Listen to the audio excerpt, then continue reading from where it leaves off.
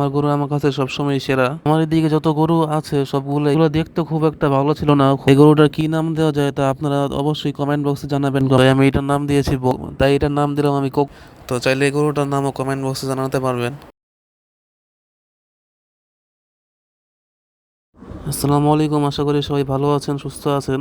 তো অনেকদিন পর নতুন একটি ভিডিও নিয়ে আসলাম। গত কয়েকদিন আগে আমার এই চ্যানেলে গরুগুলোকে কেনার ভিডিও দিয়েছিলাম।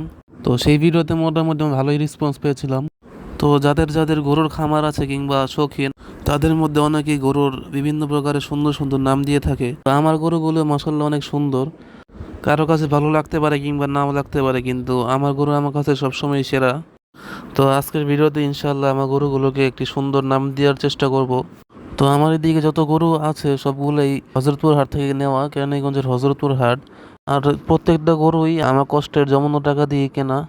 আর এক একটা গরু এক এক সময় কেনা। এই দুটো বাছুরই হচ্ছে ষাঁড় বাছুর।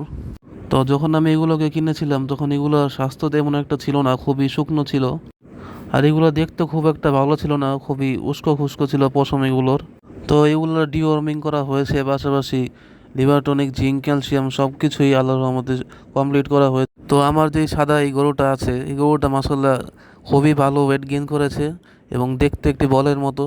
ও আমি বলতে ভুলে গিয়েছিলাম, আমার যে এই বকনা বাছুরটি আছে, এই গরুটার কী নাম দেওয়া যায় তা আপনারা অবশ্যই কমেন্ট বক্সে জানাবেন কমেন্ট করে।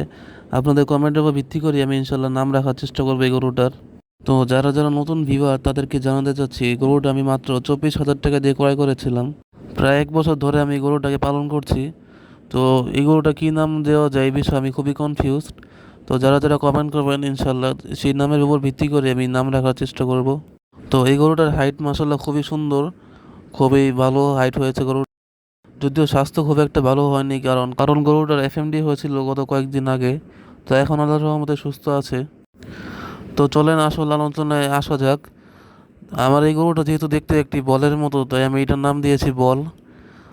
আর পুরা গোল দেখতে বলের মতো, মাশাল্লাহ। ক্যামেরাতে খুব একটা বোঝা যায় না, কিন্তু সামনাসামনি দেখতে খুব পুরা গোল বলের মতো লাগে।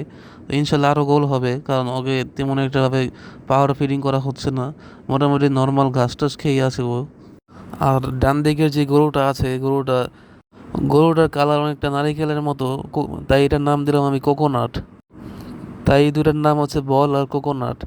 যেহেতু বলও গোল আর কোকোনাটও হচ্ছে গোল, তাই এই দুটার নাম দিলাম আমি কোকোনাট আর বল। আর ও গরুটার কী নাম দেওয়া যায় তা অবশ্যই আপনারা কমেন্ট বক্সে কমেন্ট করে জানাবেন। আপনাদের মতামতের উপর ভিত্তি করে আমি ইনশাল্লাহ নাম রাখার চেষ্টা করব। তো আপনাদের সবার কাছে দোয়া আছি আমার এই গরুগুলোর জন্য, আমার এই খামারের জন্য, যেন সকল কিছু ইনশাল্লাহ সুস্থ থাকে, ভালো থাকে। আপনারা সবাই দোয়া করবেন। আসসালামু আলাইকুম। তো আমার এই বড় ষাঁড় গরুটারও কোনো নাম রাখা হয় নাই। তো চাইলে এই গরুটার নামও কমেন্ট বক্সে জানাতে পারবেন।